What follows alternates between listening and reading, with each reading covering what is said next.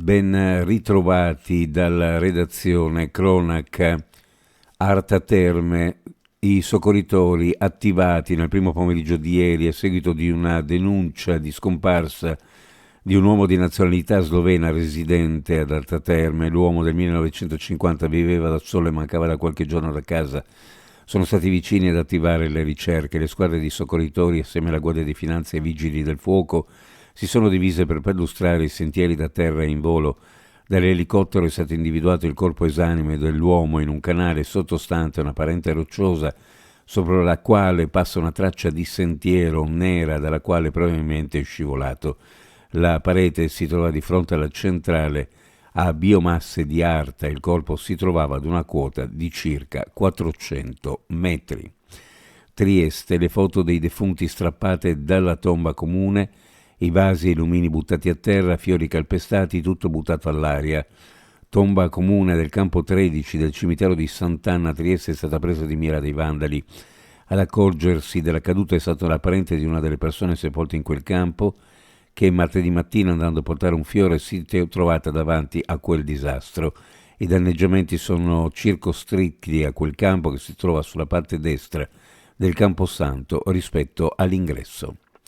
Nei primi 6 mesi del 2024 l'attività economica in Friuli Venezia Giulia si è indebolita. A rilevarlo l'indicatore trimestrale dell'economia regionale elaborato da Banca Italia.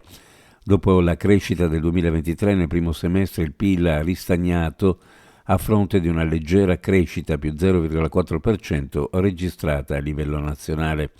È un quadro di sostanziale stagnazione, quello che emerge dal report L'economia del Friuli Venezia Giulia, il cui aggiornamento congiunturale è stato presentato dal direttore della sede di Trieste della Banca d'Italia, Marco Martella. Sport calcio, 3 giornate a testa per Crollis e Clotet, che salteranno entrambe le partite con Feralpi, Salò, Renate e Padova. Una mazzata annunciata per l'attaccante, ma in attesa per il tecnico, quantomeno nelle proporzioni. Le decisioni del giudice sportivo però non potevano ignorare quanto successo dopo l'espulsione del Lettone, anche se in realtà l'arbitro aveva dimostrato comprensione per il tecnico catalano e non l'aveva nemmeno ammonito. Decisioni da più parti criticate, visto il gesto plateale del mister. Ma evidentemente ci hanno pensato gli ispettori di Lega a bordo campo a fare un dettagliato resoconto. Fatto sta che sono arrivati 3 turni di squalifica anche per Clotet, reo di aver tenuto, così recita il comunicato, una condotta non corretta, offensiva e ingiuriosa nei confronti di un proprio calciatore, in quanto a seguito della sua espulsione lasciava l'area tecnica e lo raggiungeva prendendolo per la maglietta all'altezza del torace e strattonandolo con vigore per varie volte senza conseguenze.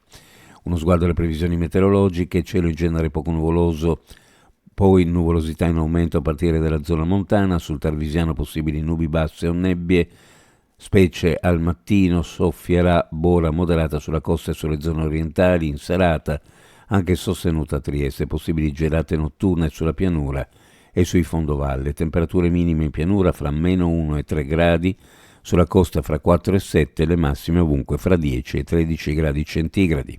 Previsioni a cura di ARPA e FVG Meteo. Ed è tutto per il momento con l'informazione.